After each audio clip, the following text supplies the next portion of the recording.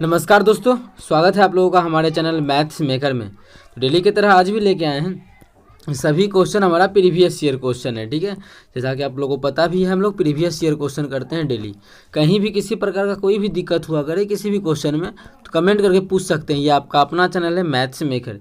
ये भी क्वेश्चन हमारा देखिए SSC CGL 2020 में पूछा गया प्रश्न है। ठीक है, जो कि इसका भी हम लोग बहुत ही बेहतरीन तरीका आप लोग को बताने वाले हैं। ये भी क्वेश्चन हमारे देखिए assistant loco pilot rail driver में 2018 में ही पूछा गया प्रश्न है।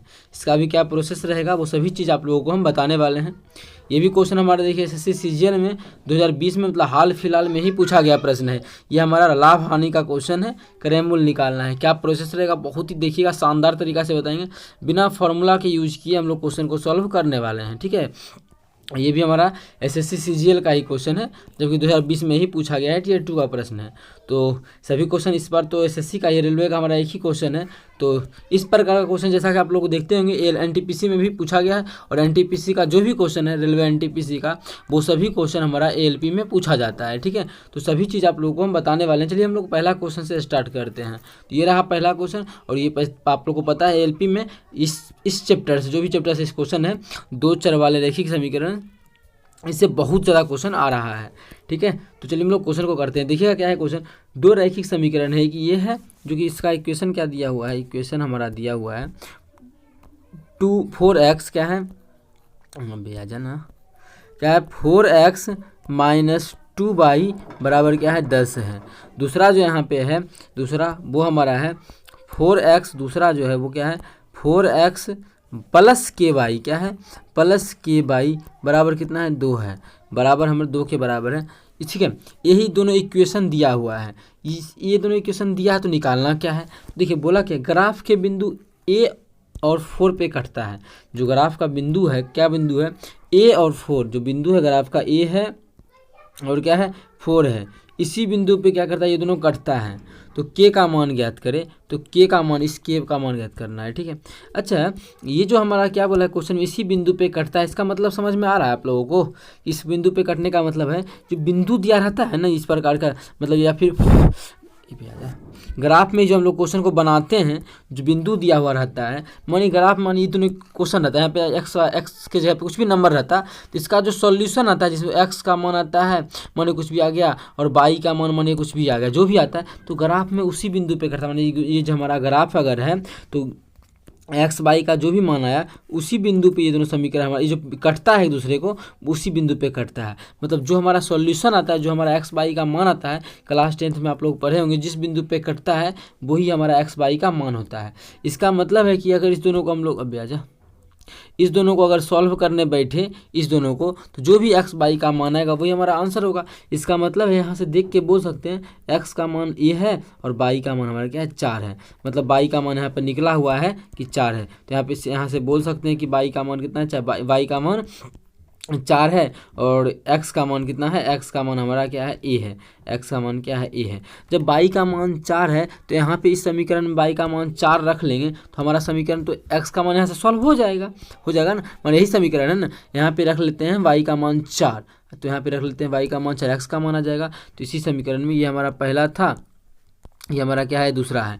इसी में y का मान कितना 4 दिया हुआ है, देखो यहाँ पे देख रहे होंगे आप लोग 4 दिया हुआ है। चलिए 4 रख लेते हैं, तो क्या हो जाएगा 4x माइनस 4 रखेंगे यहाँ पे, क्या हो जाएगा 4 दूना 8, क्या हो जाएगा 8 बराबर 10। तो यहाँ से सॉल्व करेंगे तो 4x बराबर क्या हो जाएगा 10 8 18। ठीक है, जब यहाँ से 18 हो जाएगा और इसको काटा पीटी कर लेंगे, इससे पहले हम इसको कर लेते हैं थोड़ा सा पतला।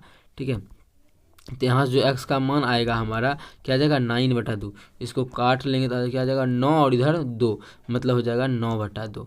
x का मान हमारा कितना आ गया 9/2। तो x का मान तो यहाँ पे a था, लेकिन हमारा x का मान आ गया कितना 9/2, मतलब a का मान आ गया 9/2। ठीक है, अब k का मान निकालना है, तो इस समीकरण में ये सभी मान पुट कर देंगे, हम लोग का आंसर आ जाएगा k का मान। ठीक है, 9/2 ही है ना। तो अब चलिए निकाल लेते हैं आसान तरीके से। तो बहुत ही आसान चैप्टर है, बहुत ही अच्छे तरीके से आप लोग को हम समझाते हैं क्वेश्चन में, तो कमेंट करके पूछ सकते हैं। ठीक है, ठीक है, तो ये चीज़ तो हमारा एक्स वाई का मान निकल गया। जब निकल ही गया इसको कर देते हैं पतला, और यहाँ पे हम लोग साइड में इसको लिख लेते हैं, आजा। ठीक है, इसको हम यहाँ पे साइड में लिख लेते हैं।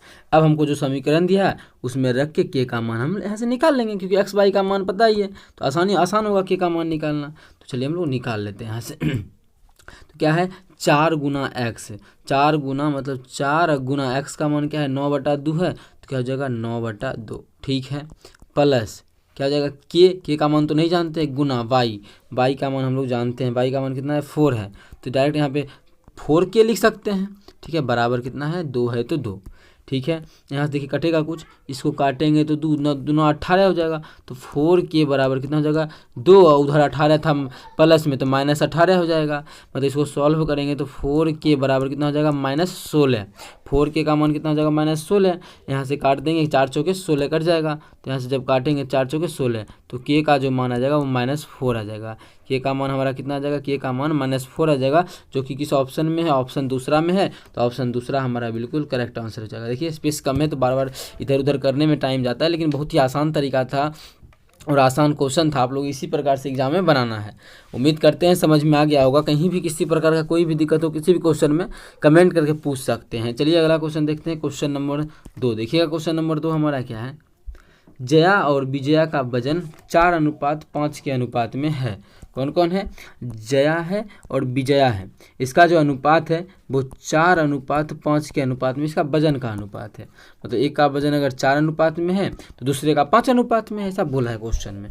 यदि उनका कुल भार जो है 72 किलो है तो विजया का वजन प्राप्त करना है, तो विजया का नहीं है, इसका वजन निकालना है कि क्या होगा। लेकिन क्वेश्चन में बोला है कि कुल भार कितना है, दोनों मिला के 72 किलो है। अच्छा अनुपात में दोनों मिला के यहाँ पे कितना है 5 4 9 किलो, अनुपात में अगर दोनों का वजन जोड़ेंगे तो 9 अनुपात में आ जाएगा, और एक्चुअल में 72 आ गया, तो मतलब 9 का जो मान है वो 72 के बराबर है, एक्चुअल में 72 हो गया, ठीक है। यहाँ से काटेंगे तो कितना आ जाएगा 9 8 72, एक अनुपात का मान क्या आ गया, एक अनुपात का मान हमारा 8 आ गया, ठीक है, एक अनुपात का मान 8 आ गया। तो हमसे पूछा किसका है, विजया का उम्र पूछा है, ठीक है, मतलब वजन पूछा है, तो विजया है कितना 5 अनुपात में, तो एक अनुपात का मान आ गया 8, तो 5 अनुपात का मान क्या हो जाएगा 8 से गुना कर देंगे, 8 5 40, मतलब विजया का जो अनुपात आयु हो जाएगा वो 40 किलो हो जाएगा, कितना 40 किलो, मतलब वजन हो जाएगा 40 किलो, ठीक है। ये हमारा एलपी का क्वेश्चन था। देखिए कितना आसान क्वेश्चन था, इसी प्रकार का आता है जो भी टफ से टफ बताया या फिर आसान से आसान, वो सभी क्वेश्चन आप लोगों को हम करवा चुके हैं, ठीक है। प्रीवियस ईयर बहुत सारा क्वेश्चन सभी एग्जाम्स का करवा चुके हैं, आप लोग जाके देख सकते हैं।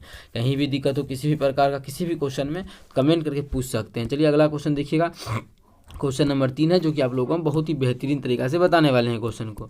देखिएगा क्वेश्चन क्या है, कोई वस्तु 18% के लाभ पर बेची गई, यदि यह 49 रुपये अधिक पर बेची जाती तो लाभ 25% होता, तो वस्तु का क्रय मूल्य ज्ञात करें। देखिए कुछ ज़्यादा समझाना नहीं है, ज़रूरी नहीं है, क्योंकि ऐसा क्वेश्चन करवा चुके हैं, डायरेक्टली भी कर सकते हैं कि 18% और ये 25%, दोनों को जोड़ देंगे कितना हो जाएगा 18 और 25 कितना हो जाएगा 43%, ठीक है, दोनों को जोड़ेंगे 43 है ना, 43% का मान इतना है तो इतना परसेंट का मान क्या होगा। लेकिन कैसे बनाना है, क्या प्रोसेस होगा, वो चीज़ समझिएगा, क्या इसका बेसिक होता है, थोड़ा सा वो समझना है। मानिए उस वस्तु का सीपी कितना है 100, एक्स वाई तो मानते हम लोग हैं नहीं, एक्स 100 मान लेते हैं कि सीपी इस वस्तु का जो है वो कितना है 100 है, ठीक है, मान लीजिए सीपी 100 है, ठीक है। आगे जो बोला है 18% लाभ पर बेची गई, यदि यही वस्तु 18% लाभ पे बेचा जाता, अच्छा 100% इसका सीपी है तो 18% लाभ पे अगर बेचते तो मतलब एसपी कितना में करते जो पहले कितना में करते 118 में करते, ठीक, 18% लाभ हो गया। आगे बोला है यदि यही 49 रुपये अधिक बेचते, अगर यही 118 में नहीं बेच के 49 रुपया अधिक बेचते, कितना बेचते, अच्छा 43% नहीं होगा, 49 रुपया अधिक बेचते, ये भी लाभ ही है, क्या है ध्यान रखना है, ये भी लाभ ही है। और इतना में नहीं बेच के इसको प्लस 49 रुपया करके बेचते, अगर 49 रुपया अधिक पे बेचते, ध्यान से देखिएगा बहुत ही बेहतरीन क्वेश्चन है, अगर 49 रुपया अधिक पे बेचते, कितना 49 रुपया अधिक पे, तो कितना 25% का लाभ होता, मतलब ये अब कितना में होता, अगर पहले 100 क्रय मूल्य था तो 25% का लाभ, मतलब 125 रुपया में बेचते, कितना में बिकता ये, कितना में बिकता है, ये जो हमारा बिकता है 125 में बिकता है। ये जो बनाया है सर्कल वो बहुत ही अच्छा चीज़ का है, अब वो देखिएगा। अब देखिए क्वेश्चन में जो हमारा यहाँ पे समझने का चीज़ है, पहले जो है यहाँ यही देखिए, पहले जो बेचते थे कितना में 118 में, अब कितना में बेचते हैं 125 में। तो कितना का बढ़ती के अनुपात में कितना का या परसेंटेज में कितना बढ़ा है, पहले 118 में बेचते थे, अब यहाँ कितना में बेचने लगे 125 में। तो अनुपात परसेंटेज में कितना का वृद्धि किए, 7% का वृद्धि किए। कितने परसेंट का, 7% का। लेकिन क्वेश्चन में क्या बोला है कि 49 रुपये अधिक में बेचते हैं। ये देखिए 49 रुपये अधिक में बेचते हैं, मतलब परसेंटेज में तो 7% बढ़ा है, लेकिन रुपया में 49 रुपया बढ़ा है। कितना रुपया बढ़ा है, 49 रुपया बढ़ा है। ठीक है, अब देखिए यहाँ से काटेंगे तो एक अनुपात का मान निकल जाएगा। ठीक है, तो ये 7% का जो मान है वो 49 आ गया। यहाँ से अगर काटते हैं तो 7 49, तो 1% का मान कितना आ गया, 1% का मान ये 7 आ जाएगा। ठीक है, 1% का जब मान 7 आ गया ब्याजा, 1% का जब मान 7 आ गया, तो यहाँ से एक चीज़ सोचने वाला है, निकालना क्या है हमको क्वेश्चन में, निकालना जो है वो क्रय मूल्य निकालना है। ध्यान दीजिएगा, अबे यार कलम भी काम नहीं करता है। निकालना क्या है, यहाँ पे क्रय मूल्य निकालना है। क्रय मूल्य तो हमारा कितना है, 100% है। यहाँ पे देख सकते हैं ना, क्रय मूल्य कितना है, 100 है। जब क्रय मूल्य निकालना है, क्रय मूल्य 100 है, जब 1% का मान 7 है, इसका मतलब यहाँ से बोल सकते हैं कि 100% का मान कितना हो जाएगा, 100% का मान 700 हो जाएगा। जब 100% का मान 700 हो जाएगा, यही तो हमारा सीपी था।